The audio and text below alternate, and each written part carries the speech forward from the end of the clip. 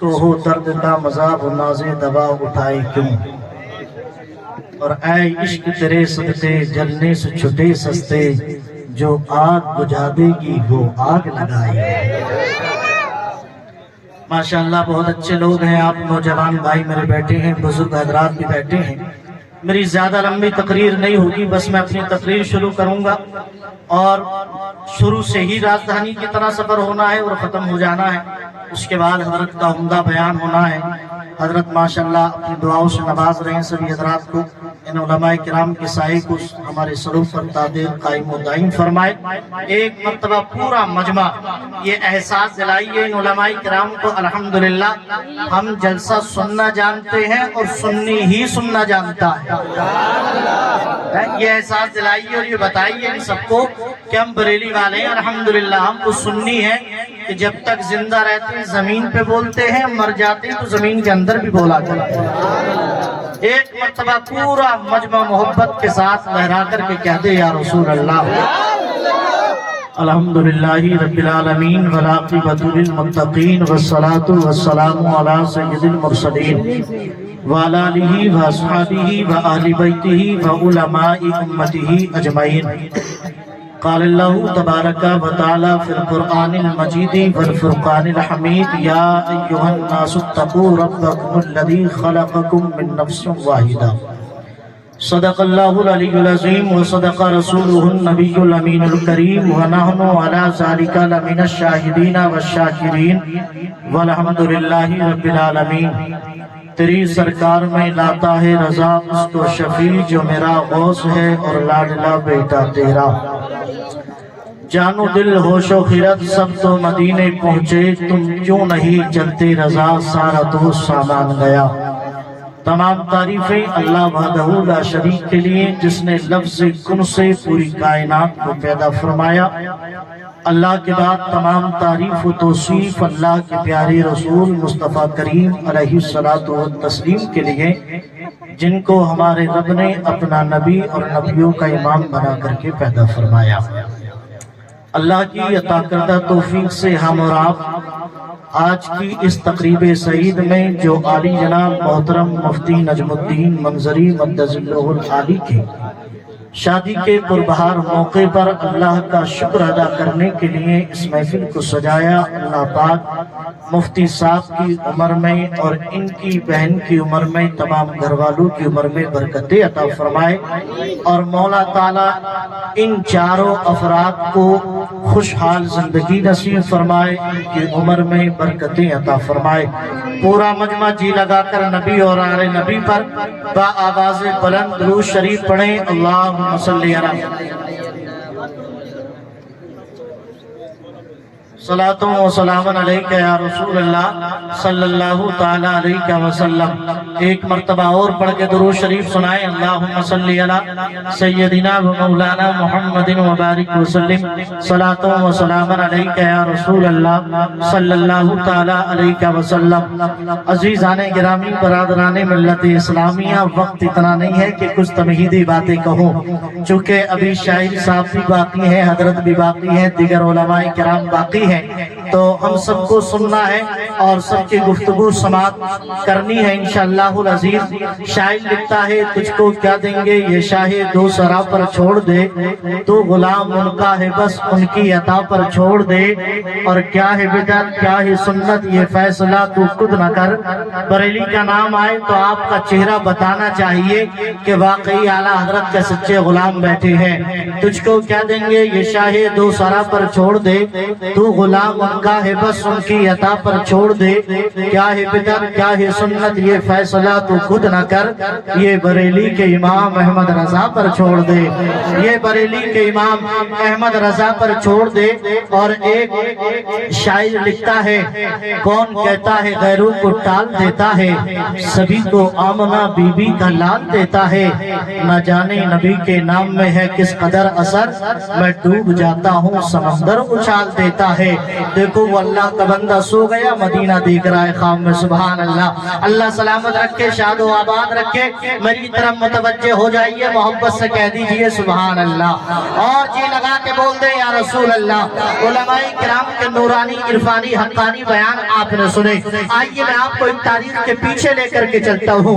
میں اپنے اور تمہارے باپ حضرت آدم علیہ السلام کی نکاح کی بات سنا کر کے اپنی بات کو ختم کرنے کی طرف لے کر کے چلتا ہوں, اس لیے کہ مفتی نجم الدین کی شادی, آپ کی شادی, آپ کے بھائیوں کی شادی, دنیا والوں کی شادی, یہ سب بات کی باتیں ہیں. سب سے پہلے اگر کوئی نکاح ہوا تو وہ ہمارے اور تمہارے باپ حضرت آدم علیہ السلام کا ہوا ہے. تو میں سب سے پہلا نکاح آپ کو سناتا ہوں, اور آپ سن کر کے حیرت کریں گے. وہ ایسا نکاح تھا, تیرے اور میرے باپ کا نکاح زمین پر ہوتا ہے, لیکن آدم کا نکاح جنت میں کیا گیا. سبحان اللہ. حضرت آدم علیہ السلام کو اللہ رب العزت نے پیدا کیا, جنت میں حضرت آدم تشریف لائے, اور حضرت آدم علیہ السلام جب جنت میں تشریف لائے اور باغات جنت کو دیکھا, جنت کے حسین نظاروں کو دیکھا, اور جنت کی خوش اللہ ہونے پر خوبصورتی کو دیکھا, لیکن پھر بھی کہیں نہ کہیں تنہائی کا احساس ہونے لگا, اکیلے پن کا احساس ہونے لگا, آپ کو تنہائی ستانے لگی. اللہ رب العزت نے اسی درمیان آپ پر نیند طاری فرما دی, اور آپ ایک لمحے کے لیے سو گئے, اور اسی درمیان مولا نے آپ کی پسلی سے ایک عورت کو پیدا فرما دیا. اب پہلے انسان سے پہلی عورت دنیا میں آئی ہے. یہ کون عورت ہے؟ یہ تمہاری اور میری ماں حضرت حوا ہے. پہلی عورت بن کر کے جنت میں تشریف لائی. حضرت آدم بیدار ہوئے, جب آنکھیں بند کی تھی تو اکیلے تھے,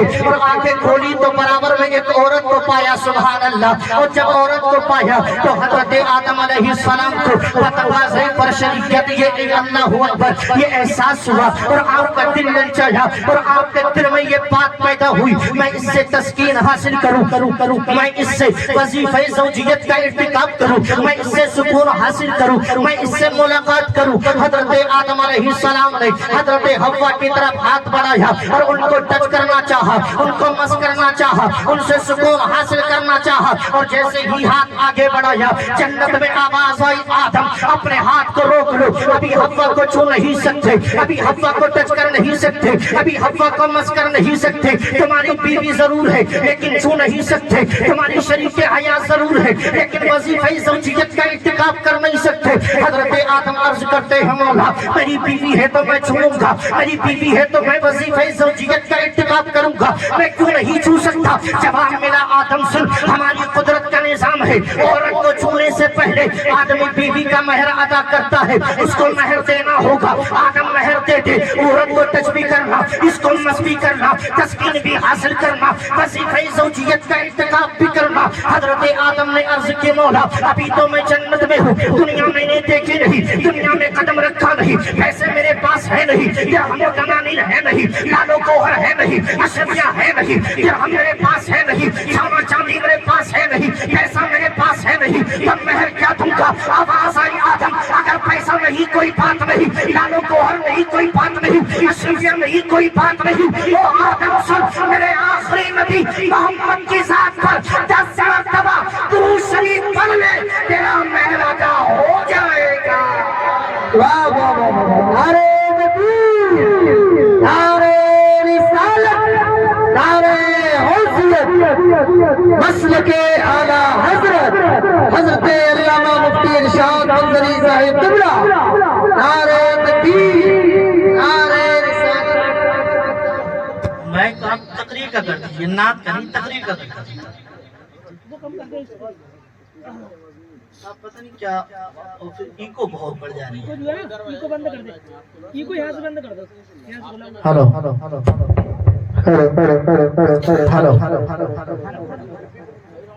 ویسے ہی 12 بج رہے ہیں, مائک نے اگر ساتھ نہیں دیا تو 2 خود بخود بج جائیں گے, ہے کہ نہیں؟ تو تھوڑا مائک کو آپ دمدار کر دیجئے تاکہ سننے اور سنانے کا ماحول پیدا ہو جائے.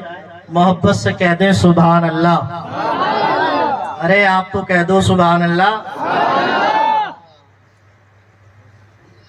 آپ حضرت آدم علیہ السلام کا نکاح ہوا, کہاں پہ ہوا؟ ارے بولو, زور سے بولو. جنت میں. اور آدم کون ہے؟ ہمارے اور تمہارے باپ. اور جنت میں نکاح کس کے باپ کا ہوا؟ ہمارے باپ کا۔ نتیجہ یہ نکلا کہ جنت ہمارے ہی باپ کا گھر ہے۔ جب حضرت آدم ہمارے باپ ہیں اور جنت میں وہ آئے، جنت میں نکاح ہوا، تو اللہ اور اللہ کے رسول نے چاہا تو جنت میں ہم ہی لوگ جائیں گے۔ حضرت آدم علیہ السلام کا جنت میں نکاح ہوا میرے عزیز ساتھیوں۔ حضرت آدم علیہ السلام کا حضرت حوا سے نکاح ہوا۔ اب انسانی سلسلہ آگے بڑھا، یہ اللہ کی قدرت تھی۔ اللہ رب العزت نے حضرت حوا کو 2 بچے عطا فرمائے، ایک بیٹا ایک بیٹی۔ یہ سلسلہ پھر آگے بڑھا، اللہ نے نبیوں کی جماعت کو بھیجا، اللہ نے رسولوں کی جماعت کو بھیجا، اپنے نیک بندوں کو بھیجا، اپنے مبارک بندوں کو اس زمین کے اوپر بھیجا، اپنے رسولوں کو بھیجا۔ اللہ اکبر، اللہ کے نبی آتے رہے، اللہ کے رسول آتے رہے، اللہ کے پیغمبر آتے رہے، آخری پیغمبر بن کر کے اور تمہارے اور میرے پیغمبر آقا دو جہاں علیہ الصلوۃ والتسلیم عرب کی زمین پر پیدا ہوئے۔ مصطفیٰ تشریف لائے اور کیسی تاریکیوں میں تشریف لائے، کیسے ظلمتوں میں تشریف لائے، لیکن زمانے نے دیکھا چھائی ہوئی تھی تاریکی، چاروں طرف ظلمت تھی، لیکن جب آقا پیدا ہوئے ایسا اجالا پھیلا، ایسا اجالا پھیلا، ایسا نور پھیلا کہ زمانے کے کونے کونے سے یہ آواز آ رہی تھی، صبح طیبہ میں ہوئی بٹتا ہے باڑا نور کا، صدقہ لینے نور کا آیا ہے تارا نور کا۔ نبی دنیا میں تشریف لائے، نبی علیہ الصلوۃ والتسلیم پیدا ہوئے، سرکار کی زندگی آگے بڑھی۔ نبی جب 6 سال کے ہوئے تو آپ کی امی چھوڑ کے گئی، نبی جب 8 سال کے ہوئے تو دادا چھوڑ کے گئے۔ اللہ اکبر، اور پیدا ہونے سے پہلے آپ کے والد ہی دنیا سے چلے گئے تھے۔ تینوں شخصیتیں جن کا پیار بچے کو چاہیے، جن کی محبت بچے کو چاہیے، جن کی شفقت بچے کو چاہیے، وہ میرے نبی کو ظاہری طور پر نہ مل سکی، لیکن پھر بھی سرکار کی زندگی آگے بڑھی۔ اتنی متانت و سنجیدگی کے ساتھ تمہارے اور میرے پیغمبر نے زندگی گزاری کہ جب 25 سال کی عمر کو میرے آقا پہنچے اور آپ کی بارگاہ میں جب شادی کا پیغام پہنچا، اور کس کا پیغام پہنچا تھا؟ سیدہ خدیجۃ الکبریٰ رضی اللہ تبارک و تعالی عنہا کا پیغام محبت پہنچا، نکاح کا پیغام پہنچا۔ آقا علیہ السلام کے گھر والوں نے اس کی منظوری عطا فرما دی اور نکاح طے پایا۔ یہ سیدہ خدیجۃ الکبریٰ کون ہے؟ ان کی عمر 40 سال ہے اور نبی کی عمر 25 سال ہے۔ اور اندازہ کرو، اس زمین کے اوپر آسمان کے نیچے، اس مشرق و مغرب شمال و جنوب کے بیچ میں اللہ کی مخلوق میں ایسا حسین نہیں آیا جیسے حسین میرے نبی بن کر کے آئے ہیں، ایسا جوان نہیں آیا جیسے جوان میرے نبی ہوئے ہیں، ایسا حسن کسی کو نہ ملا جیسا حسن اللہ نے میرے نبی کو عطا فرمایا، ایسی جوانی اللہ نے کسی کو نہ دی جیسی جوانی نبی کو دی، ایسا حسن کسی کو نہ دیا جیسا حسن نبی کو دیا۔ اس کے باوجود بھی میرے آقا 25 سال کی عمر مبارک میں 40 سالہ عمر کی خاتون سے شادی کر رہے ہیں۔ کیا بتا رہے ہیں؟ یہ زمانے کو پیغام دے رہے ہیں، اور زمانے والوں، عائشہ کے نکاح پر انگلیاں اٹھانے والوں، ذرا اس طرف بھی دیکھو، اس زمین کے اوپر آسمان کے نیچے اللہ کی مخلوق میں اگر جناب والا عورت کو کسی مذہب نے عزت دی تو وہ مذہب اسلام ہے، اور وہ ذات مدینے کے مصطفیٰ کی ذات ہے۔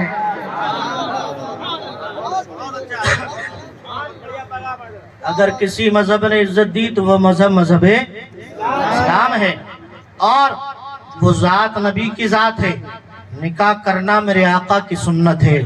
اللہ کا قرآن کہتا ہے، یا ایھا الناس اتقوا ربکم الذی خلقکم من نفس واحدہ۔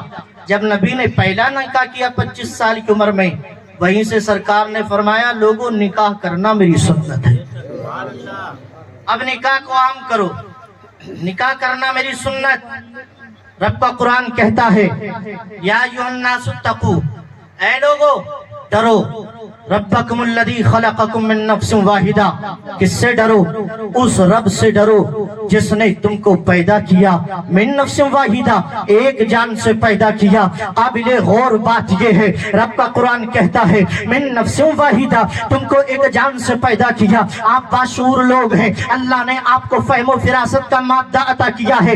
آج زمانے کے ماحول پر غور کیجیے اور شادیوں میں ہونے والی تمام باتوں پر غور و فکر کیجیے، اور پھر رب کے قرآن کی آیت پر غور کیجیے. رب کا قرآن کہتا ہے من نفس واحدہ, ہم نے تمہیں ایک جان سے پیدا کیا. اس رب سے ڈرو جس نے تم کو ایک جان سے پیدا کیا. سوال یہ ہوتا ہے اگر اتنا کہہ دیا جاتا کہ اپنے اس رب سے ڈرو جس نے تم کو پیدا کیا تو مراد تو اللہ ہی کی ذات تھی, لیکن ایک جان سے پیدا کیا اس کو کہنے کی کیا ضرورت پیش آئی؟ تو علماء کی جماعت کہے گی ارشاد منظری تو نہیں دیکھتا, رب کی مشیت جانتی تھی اور میرے رب کو یہ علم تھا ایک دور آئے گا, ایک زمانہ آئے گا جب غریب بیٹی کا ہاتھ پکڑ کر بازار میں نکلے گا, جب ایک غریب اپنی بیٹی کا رشتہ لے کر کے اور گلیوں میں گھومے گا اور کسی کے امیر کے دروازے پر پہنچے گا, کسی بنگلے والے کے دروازے پر پہنچے گا, کسی گاڑی والے کے دروازے پر پہنچے گا, تو زمانہ یہ کہہ کر کے ٹھکرا دے گا تو غریب ہے میں امیر ہوں, میں مالدار ہوں تو غریب ہے, میں محل میں رہتا ہوں تو چھپر میں رہتا ہے,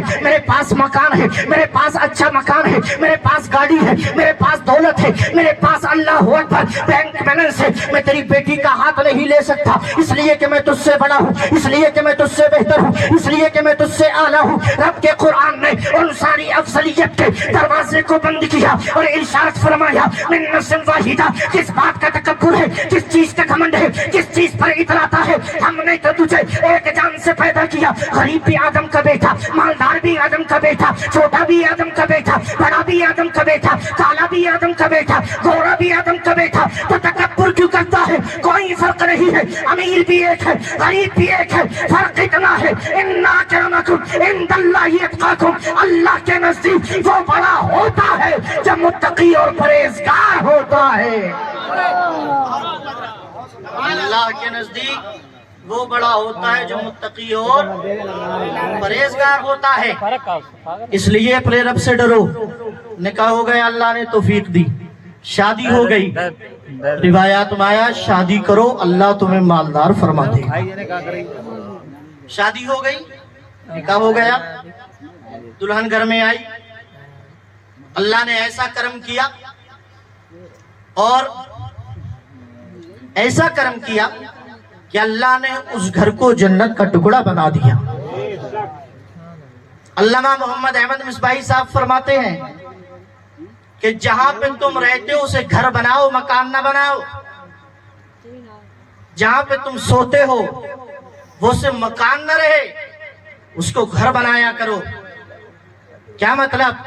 چار دیواری ہے, اچھا بستر ہے, اچھا لحاف گدا ہے, سب اچھا کھاتے پیتے ہیں, لیکن کوئی کسی سے مسکرا کر نہیں بولتا, کوئی کسی سے ہنس کے نہیں بولتا, کوئی کسی سے خندہ پیشانی سے نہیں بولتا. فرماتے یہ مکان ہے اور جس میں باپ بیٹے سے, بیٹا باپ کا ادب و احترام کرے, بیٹا ماں باپ کا ادب و احترام کرے, بہو اپنے ساس سسر کا ادب و احترام کرے. فرماتے ہیں جس میں بڑا چھوٹے سے اور چھوٹا بڑے سے ادب و احترام کے ساتھ بولتا ہے وہ مکان نہیں رہتا, وہ گھر بن جاتا ہے. ایسا گھر بنتا ہے کہ رب اگر کرم کرتے تو ہر لمحہ اس کے گھر پر رحمتوں کی برسات ہوتی ہے. اس لیے اپنے مکان کو مکان نہ رہنے دو, گھر بناؤ. شادی ہو گئی, بیوی آ گئی, اللہ نے نواز دیا, وقت آیا اللہ کا کرم ہو گیا, اللہ نے بیٹا دے دیا, پھر کرم ہوا اللہ نے بیٹی دے دی. بس میں اپنی تقریر کے آخری مرحلے پر ہوں. پھر ترقی ملی, اتنی ترقی مل گئی, اتنی ترقی مل گئی, اللہ اکبر, مکان اچھا کر لیا, پتھر بھی لگوا لیا, گاڑی بھی خرید لی, زمین بھی لے لیے, اور پیسہ آیا, روڈ پہ پلاٹ خرید لیے. اتنی ترقی ہوئی, اتنی ترقی ہوئی. یاد رکھو ایک دن وہ آتا ہے کہ تمہاری ترقی سے کوئی جلتا ہے, ترقی سے کوئی حسد کرتا ہے. اور کسی نے بالکل صحیح کہا, آج کل ہمارا حال, خاص طور سے مسلمانوں کا یہ حال ہے کہ ایک مسلمان اپنے دکھ سے اتنا پریشان نہیں ہے جتنا پڑوسی کے سکھ سے پریشان ہے. یہ ایک حقیقت بات ہے. ایک مسلمان دوسرے مسلمان کو تباہ و برباد کرنے کے لیے کتنا گر سکتا ہے یہ ہم اور آپ سوچ بھی نہیں سکتے ہیں. کتنی گھنونی حرکت وہ کر سکتا ہے یہ ہمارے ذہن میں بھی نہیں آ سکتا ہے. انسان ترقی کرتا ہے, شادی کے بعد زندگی میں بہت سارے طرح طرح کے مرحلے آتے ہیں, لیکن میری ماں اور بہنیں بھی بیٹھی ہیں, نوجوان تم بھی بیٹھے ہو. میں سرکار کی زندگی کا ایک واقعہ بتاتا ہوں اور اس کے بعد بات ختم کرتا ہوں. ہم نے تمام کی زندگی پڑھی, تمام نبی, تمام اللہ اکبر دنیا والوں کے لائف کو ہم نے پڑھا ہے, لیکن سرکار کی زندگی کو بھی پڑھیے. میرے آقا आका की सवाने को भी पढ़िए, सरकार की सीरत को पढ़िए तो रब का कुरान कहता है लक़द कान लकुम फी रसूलिल्लाहि उस्वतुन हसना। ऐ लोगों, तुम्हारे लिए तुम्हारे नबी की जिंदगी बेहतरीन नमूना अमल है। जब हम तरक्की करते हैं और जब अल्लाह अकबर बुलंदी आसमान की, जब हमारी तरक्की आसमान की बुलंदियों से बात करती है तो कभी कभी ऐसा फितना जन्म लेता है, ऐसी ऐसी बातें जन्म लेती है। हमने देखा और हमारे पास इस तरह की शिकायतें आई। हजरत जनाबे वाला एक बात पूछना चाहता हूँ। हमने कहा बताइए क्या बात है। हजरत बात ये है, मेरा दोस्त मुझसे कहता है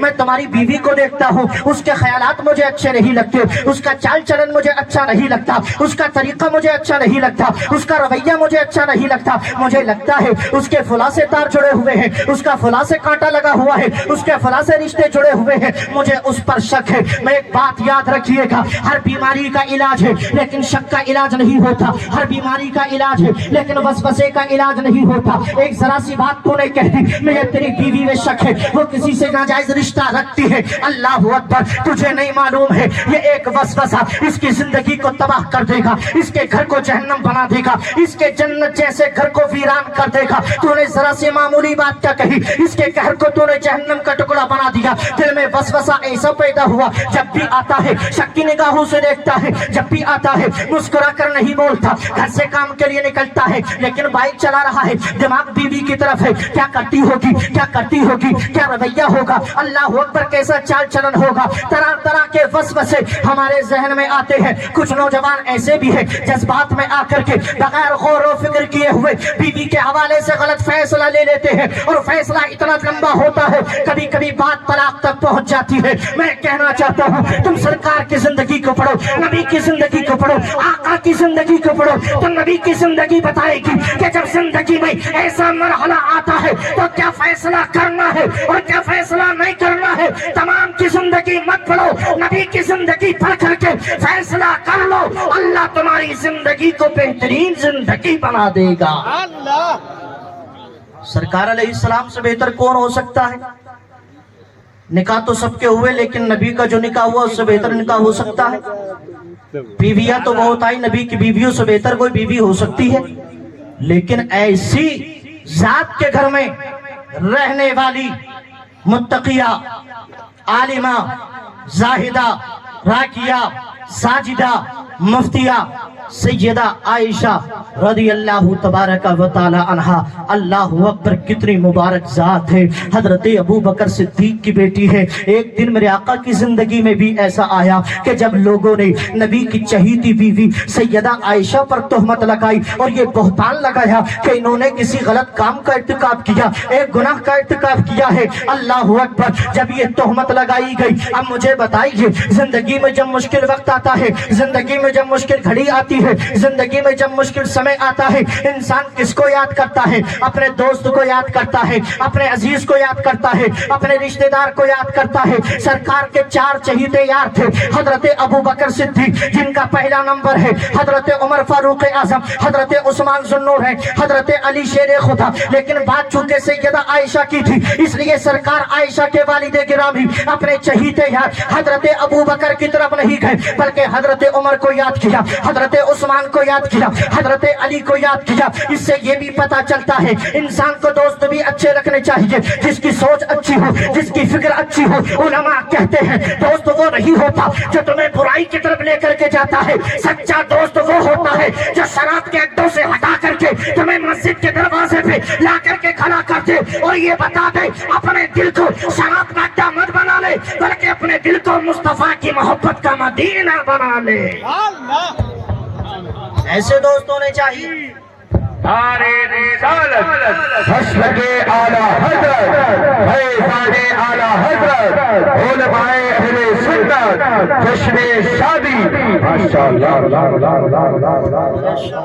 भाई तुम्हें तो खुद यही मिले हैं, तुम क्यों दे रहे हो? कोई बात नहीं, हाँ कोई मसला नहीं, मोहब्बत से कहते हैं सुभान अल्लाह। अरे आप तो बोल दो सुभान अल्लाह। मुफ्ती अब्दुल मुस्तफा साहब क़िबला, मुफ्ती नजमुद्दीन मंजरी साहब क़िबला, ये तो बहुत खुश हैं आज चूंकि इनके दोस्त की शादी है। सुभान अल्लाह। और दोस्ती की इलाज दोस्त ही बचाता है कि नहीं? और माशाल्लाह वो पूरी जिम्मेदारी निभा भी रहे हैं और बाद में भी निभाएंगे। اللہ ان کو سلامت رکھے. یہ آپ کے بستی کے عالم دین ہیں, اپنی بستی کے علماء کی عزت کیا کرو. اور ماشاءاللہ یہ آپ کی خوش قسمتی ہے, یہ کسی معمولی ادارے سے نہیں بلکہ اعلیٰ حضرت کے ادارے سے فارغ ہے اور بہترین عالم دین. الحمدللہ آپ کے لیے تو آسانی ہے, در بدر کی ٹھوکریں کھانے کی ضرورت نہیں ہے. اب مسئلہ معلوم کرنے کے لیے فوراً جائیے, دروازہ کھٹکھٹائیے اور مسئلہ معلوم کر لیجئے. انشاءاللہ آپ کو بہترین جواب یہ ضرور عطا فرمائیں گے. اللہ ان سب کو سلامت رکھے. مفتی عبد المصطفیٰ صاحب, مفتی نجم الدین منظری صاحب. بس میں اپنی بات ختم کرتا ہوں. پورا مجمع محبت سے کہہ دے سبحان اللہ. ارے زور سے کہہ دیں یا رسول اللہ. سرکار کس کے پاس گئے؟ اپنے دوستوں کے پاس. آج کل کا کوئی دوست ہو اور آپ اس کے پاس چلے جائیں, یار ایسا ایسا لگتا ہے, کیا بات ہے, تو الو کا پٹا بہترین مشورہ کیا دے گا, اتنا اور کہہ دے گا کہ شک تو مجھے بھی تھا لیکن کہہ نہیں پا رہا تھا.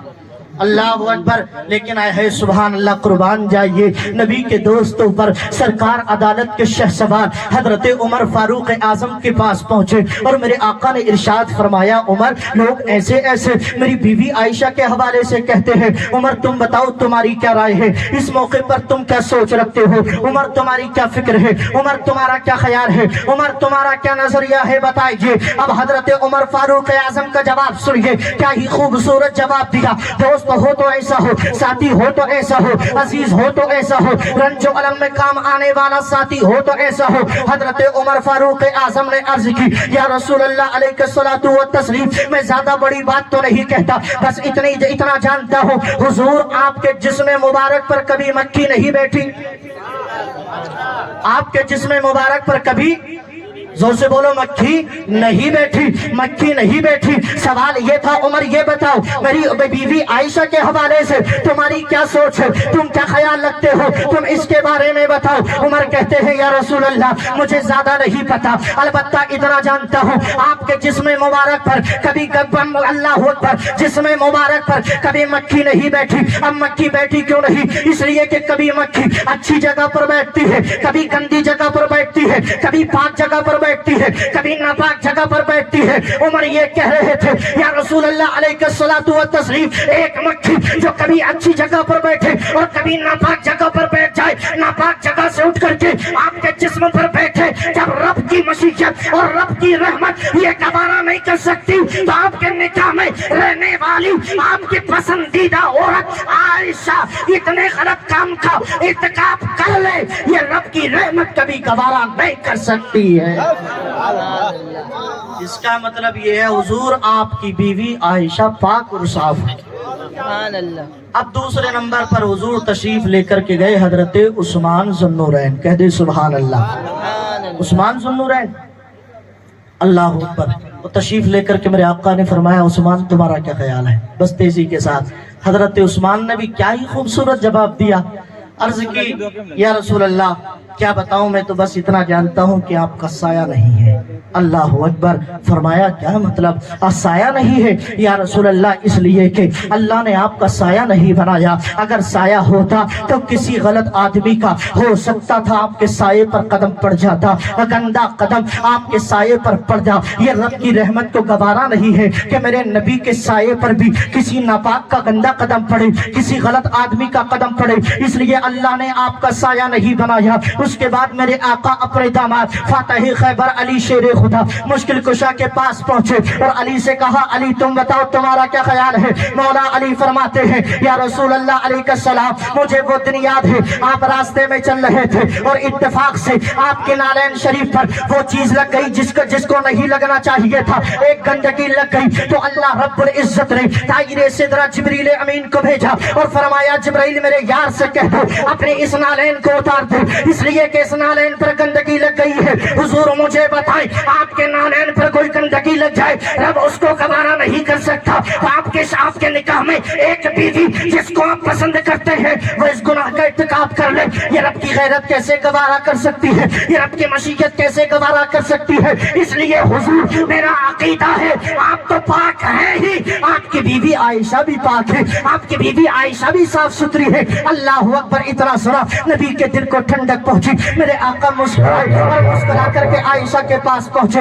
سیدہ عائشہ بے چین و بے قرار تھی۔ میرے آقا نے عائشہ سے پوچھا، عائشہ بتا تیرا کیا خیال ہے؟ دنیا یہ کہتی ہے، دنیا کا یہ خیال رکھتی ہے، دنیا کا نظریہ یہ ہے، عائشہ تو بتا تیرا کیا خیال ہے؟ سیدہ عائشہ عرض کرتی ہے، یا رسول اللہ، اگر میں یہ کہوں کہ میں نے یہ کام نہیں کیا تو کوئی مانے گا نہیں، اور اگر میں یہ کہہ دوں کہ کیا ہے تو میں نے کیا نہیں، اس لیے میں کچھ نہیں کہتی، میں یہی کہتی ہوں جو یوسف کے باپ یعقوب علیہ السلام نے کہا تھا، فصبر جمیل واللہ المستعان علی ما تصفون۔ اس آیت کریمہ کو پڑھا اور آپ پیٹھ پھیر کر کے بیٹھ گئی۔ اسی درمیان اللہ رب العزت نے قرآن کی آیتوں کا نزول فرما دیا، اور سرکار علیہ السلام کے سینے مبارک پر ایک دو آیت نہیں بلکہ درجنوں آیت نازل فرما کر کے یہ اشارہ فرمایا اور یہ واضح اعلان کر دیا، اور پیارے نبی تیری بیوی عائشہ کوئی غلط عورت نہیں ہے بلکہ پاک اور صاف عورت ہے، وہ پاکیزہ عورت ہے، وہ تو ایسی عورت ہے کہ اس کے دامن سے وابستہ ہو جائے